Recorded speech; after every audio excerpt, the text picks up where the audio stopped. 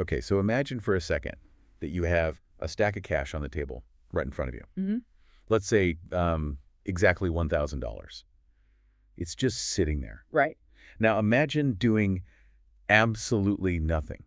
No frantic trading, no checking apps, no, panic reading the news. Just waiting. Just waiting a few years. Hmm. And then suddenly you look at that table and that pile isn't $1,000 anymore. Okay. It's $10,000. Or in some of the really extreme cases we're going to talk about today, it's $700,000. That sounds fantastic, but to most people, I mean, that sounds less like investing and more like a lottery ticket. It does sound suspicious, doesn't it? Or maybe a Ponzi scheme. Exactly. Sounds too good to be true. But today, we are not talking about magic. We're definitely not talking about crypto gambling. And we aren't talking about blind luck. We are talking about the 10-bagger. Which is a term that gets thrown around constantly in financial media. All the time. Usually with a lot of breathless hype attached to it.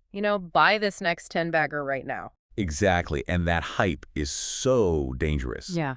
So for this deep dive, we're going to strip that away completely. Yeah. We've gone through a huge stack of research here, investment memos, historical data, market analysis, to take a clinical, almost surgical look at the anatomy of these stocks. Right. We aren't looking for lightning in a bottle. We're looking for patterns. We want to answer the hard question. Are there early warning signs of this kind of success before it happens? And I think the mission here is really to shift the listener's perspective.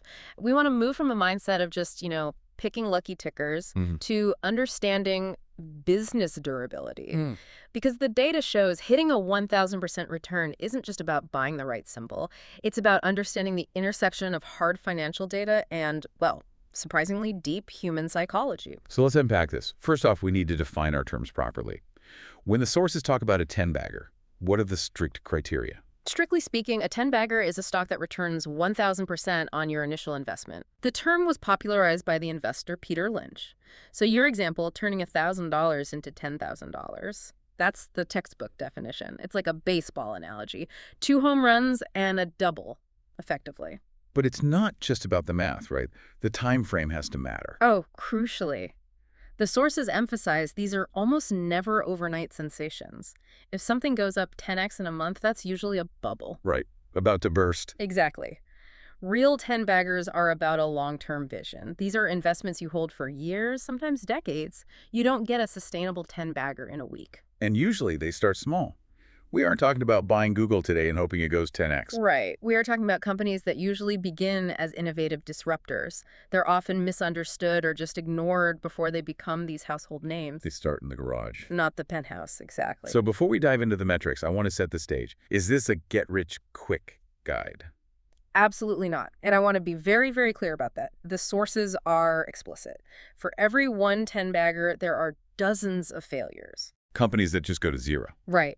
But by studying the anatomy of the winners, we can learn what quality actually looks like in its infancy before the rest of the market catches on. So we're trying to spot the champion athlete when they're still in junior high. That's a great way to put it. Okay, let's look at the Hall of Fame. I think when most people hear 1,000% return, their minds go straight to Silicon Valley. Naturally, they think of the dot-com era or the recent AI boom. And, the data supports that intuition to an extent. Tech scales incredibly well. And we have the usual suspects in the research. Apple is the classic example. If you looked at Apple in, say, 2001, just before the iPod really took off, you could grab shares for around 43 cents, split adjusted. Yeah. By 2021, that's over $140. That isn't a 10-bagger. That's a multi-100-bagger. Then you have Amazon, Netflix, Tesla. All of them delivered multiple 10x cycles. Even NVIDIA, which is fresh in everyone's mind, had that massive run. But here is where the research gets really interesting. And honestly, where I think the biggest opportunity is for the average investor. The sources highlight winners that have absolutely nothing to do with computer chips or streaming. This is a crucial point. 10-baggers are not exclusive to tech. In fact, one of the most staggering examples in the data is Monster Beverage. The energy drink company, with the green claw marks on the can. That's the one. Over a roughly 10-year period, Monster didn't just go up 10x. It delivered a 720x return. Hold on. 720 times your money? On caffeine and sugar? That seems almost impossible compared to high-tech software. It sounds wild, but think about the business model. They sell flavored water with incredibly high margins. They have incredible branding. They distribute it everywhere. Yeah. It shows that if you solve a consumer desire, even if that's just I need energy right now, and you do it better than anyone, the returns can be astronomical. You didn't need to understand complex coding. You just needed to see the cans appearing in every convenience store and construction site in America. Exactly. That is a great reality Okay. check. And the list goes on, right? We've got Walmart, which became a 30-bagger. But get this. The data shows it became a 30-bagger for investors who bought it 10 years after its IPO. That just challenges the whole assumption that you have to get in on day one. Right. If the growth engine is strong enough, the run can last for decades. You could have been late to the Walmart party and still made a fortune, And there's Tractor Supply, which is basically a hardware store for the rural lifestyle. chickens and feed, Chickens, feed, and fencing. It's retail concept innovation, and Intuitive Surgical, medical robotics, a completely different sector. and Under Armour, back in its high-growth phase.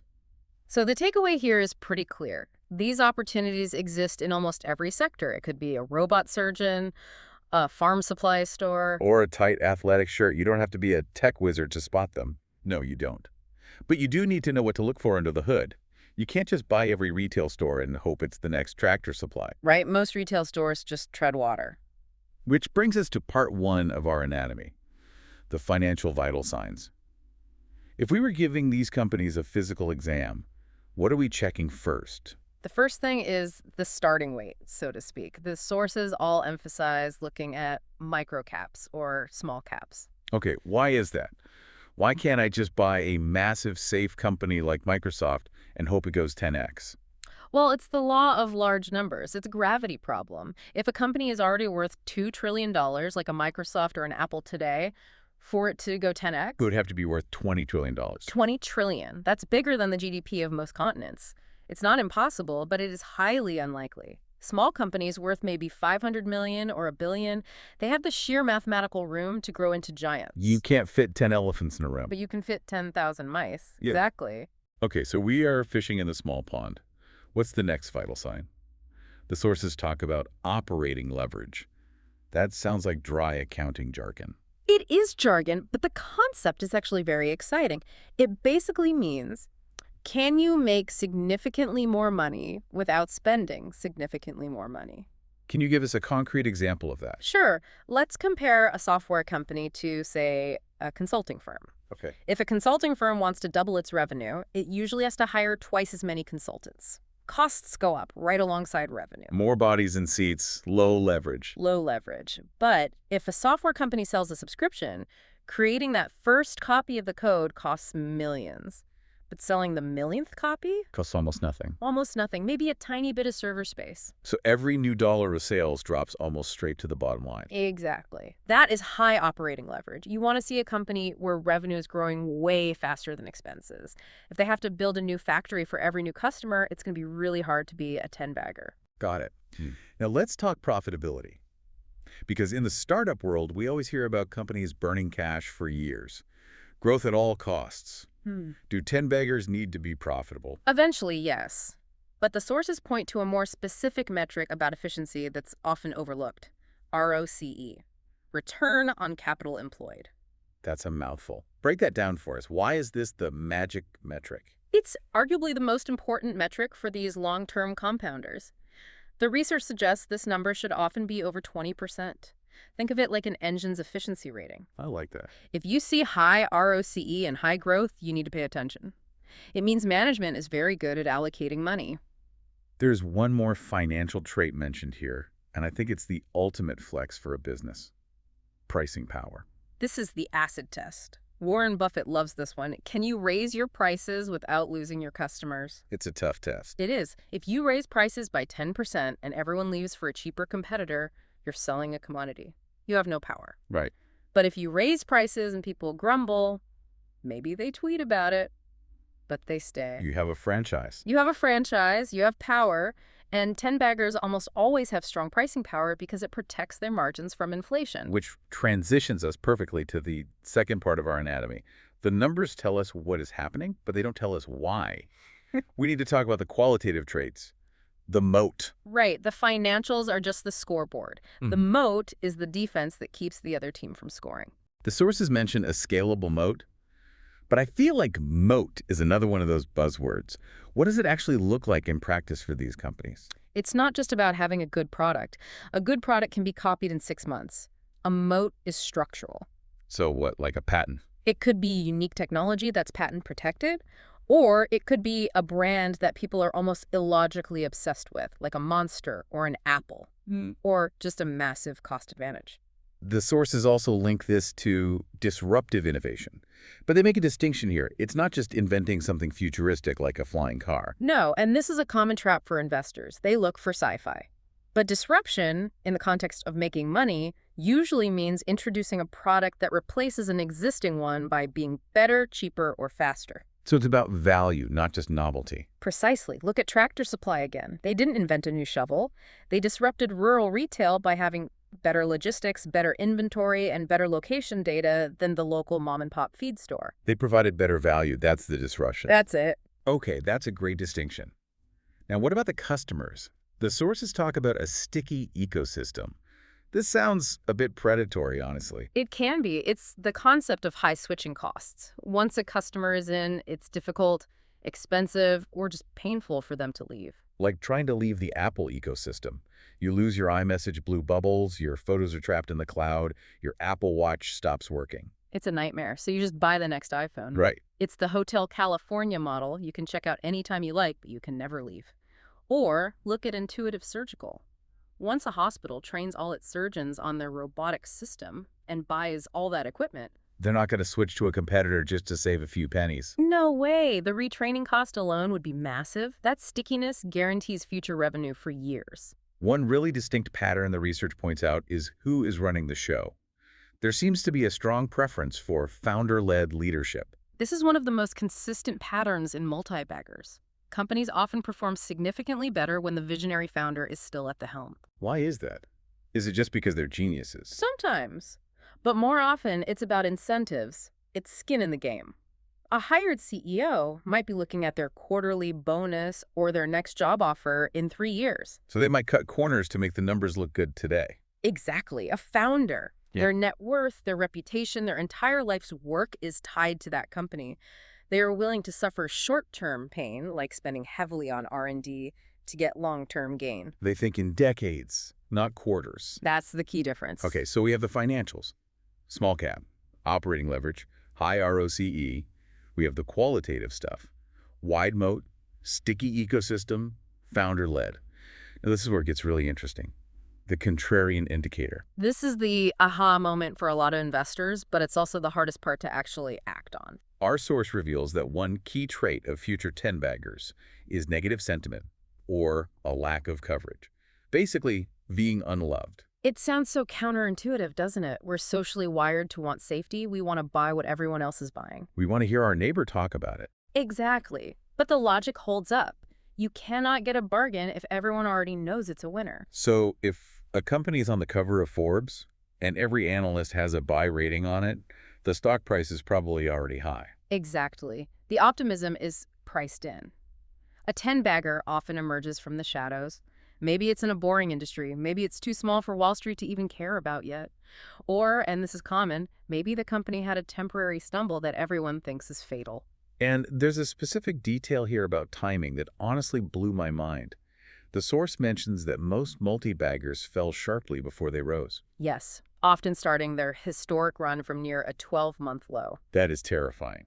It means you are buying when the chart looks like an absolute disaster. It connects being unloved to a specific price action. You are often buying when the stock looks like it's dying. You're catching a falling knife, or at least picking one up off a floor. And that requires a level of conviction that the market is wrong and you are right. A huge level of conviction.